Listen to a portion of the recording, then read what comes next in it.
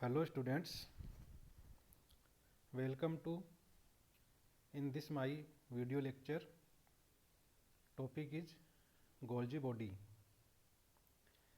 Myself Anil Kumar Sharma, Assistant Professor LBS Government College Kotputli.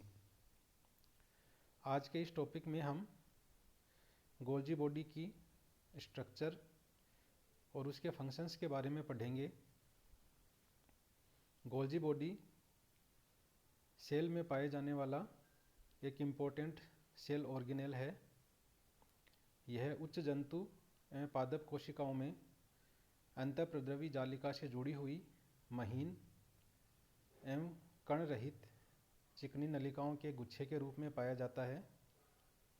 इसे Golgi body अथवा Golgi complex भी कहा जाता है। सर्वप्रथम कैमिलो गोल्जी ने सन 1898 में स्टैनिंग टेक्निक की मदद से उल्लू की नर्व सेल्स में गोल्जी बॉडी का अध्ययन किया था। गोल्जी बॉडी को कई अन्य नामों जैसे कि लाइपोकॉन्ड्रिया, डिक्टियोसोम, गोल्जी एपेरेटस अथवा गोल्जी कॉम्प्लेक्स के नामों से भी जाना जाता है। गोल्जी बॉडी जो है वो सभी यूकेरियोटिक कोशिकाओं में पाई जाती है, परंतु प्रोकैरियोटिक कोशिकाओं में यह अनुपस्थित होती है।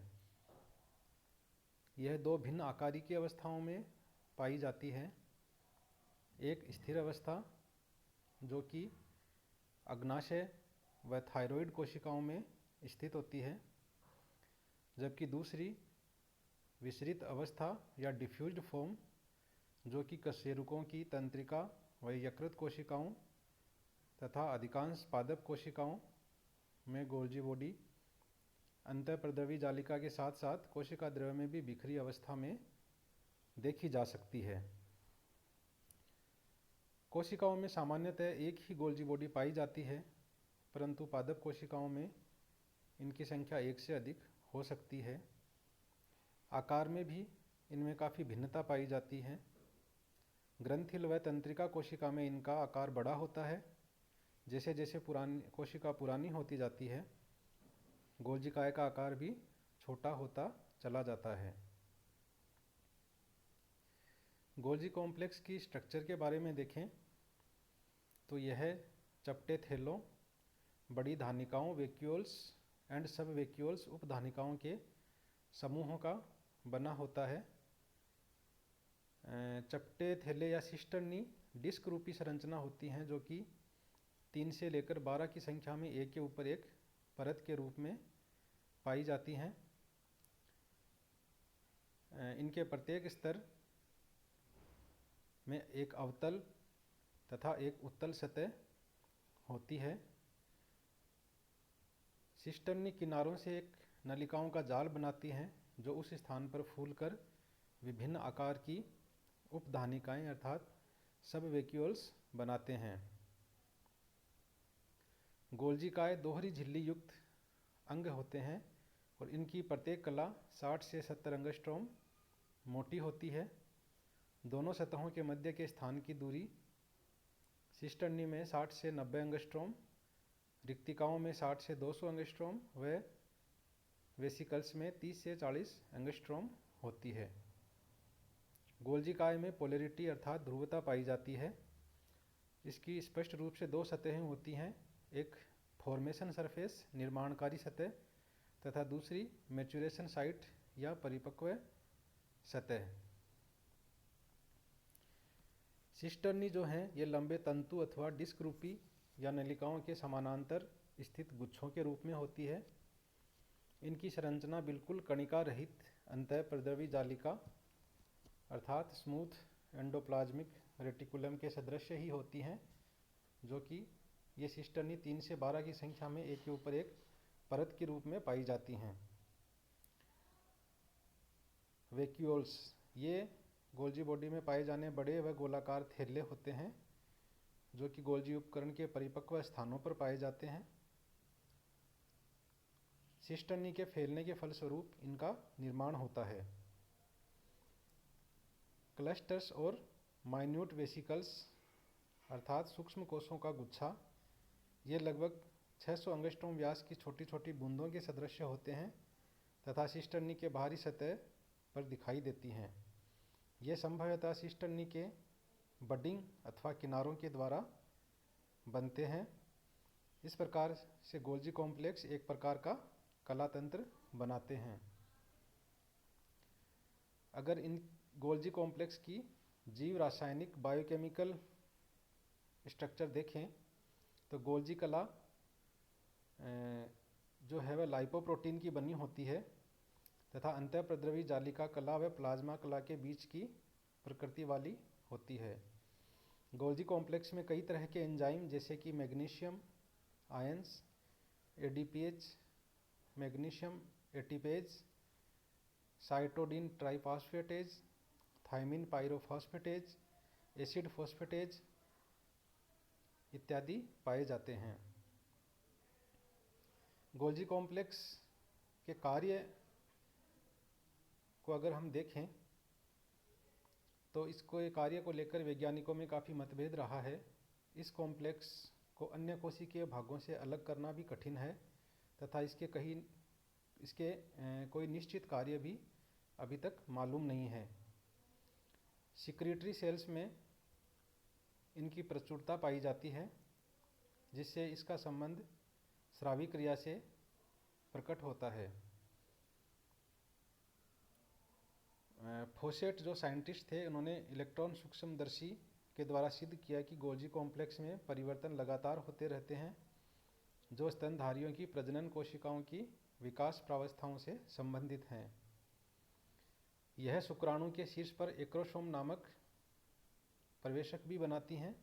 मुख्य रूप से इनके कार्यों को निम्न प्रकार से देख सकते हैं। पहला है अवशोषण। गोल्जी बॉडी जो है वह लौह, तांबा, स्वर्ण आदि पदार्थों का अवशोषण करती है। दूसरा कार्य है स्टोरेज। गोल्जी बॉडी कई पदार्थों को अपने में संग्रह करती है जैसे कि लिपिड, एंजाइम्स आदि। तीसरा इसका कार्य है कंसंट्रेशन ऑफ कंपाउंड्स अर्थात पदार्थों का सांद्रीकरण करना। गोल्जी बॉडी कोशिका में अन्य जगह से बने हुए पदार्थों का सांद्रण करती हैं जैसे कि यौग, lipids, bile compounds, hormones, enzymes आदि। गोल्जी बॉडी साधारण कार्बोहाइड्रेट्स से कई प्रकार के जटिल कार्बोहाइड्रेट्स का कोशिका के जैविक कार्यों के लिए भी संश्लेषण करती है। कोशिका स्राव का निर्माण अर्थात सिक्रीशंस का फॉर्मेशन करना। गोल्जी बॉडी को इसकी इसी लक्षण के कारण कोशिका स्राव की फैक्ट्री कह सकते हैं, जहां यह कई प्रकार के कोशिका स्राव जैसे ग्लाइकोप्रोटीन, हार्मोन्स, म्यूकस, एल्ब्यूमिन आदि का संश्लेषण होता है। अधिकांश स्राव ग्लाइकोप्रोटीन के रूप में ही होते हैं। राइबोसोम्स द्वारा संश्लेषित प्रोटीन के साथ कार्बोहाइड्रेट्स के संयोजन से ही ग्लाइकोप्रोटीन्स बनते हैं तथा छोटी छोटी गुहिकाओं अर्थात वेसिकल्स में संग्रहित किए जाते हैं। यहाँ से ये कोशिका की सतह की ओर अथवा लाइसोसोम्स की तरफ गमन करती हैं।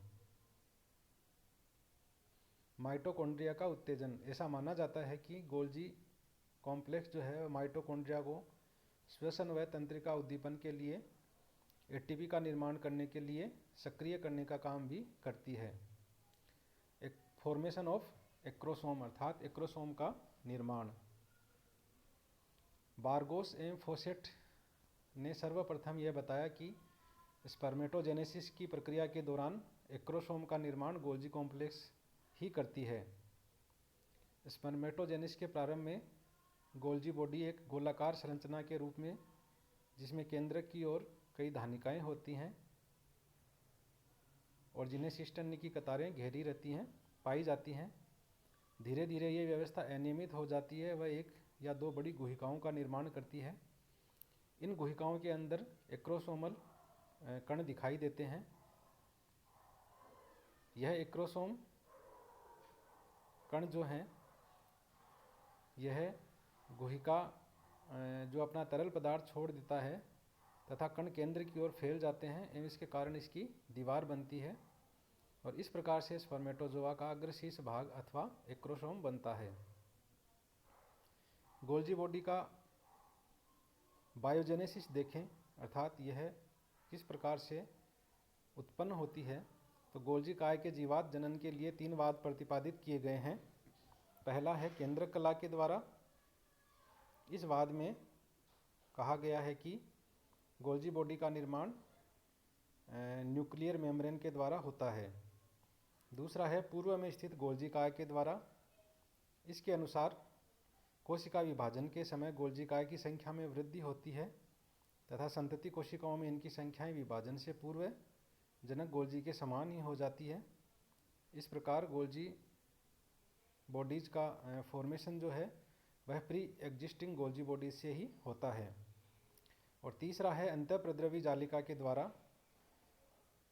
एस्नर व नोविकोफ ने बताया, इनके अनुसार गोल्जी काय का उद्गम अंतःप्रद्रवी जालिका के द्वारा होता है।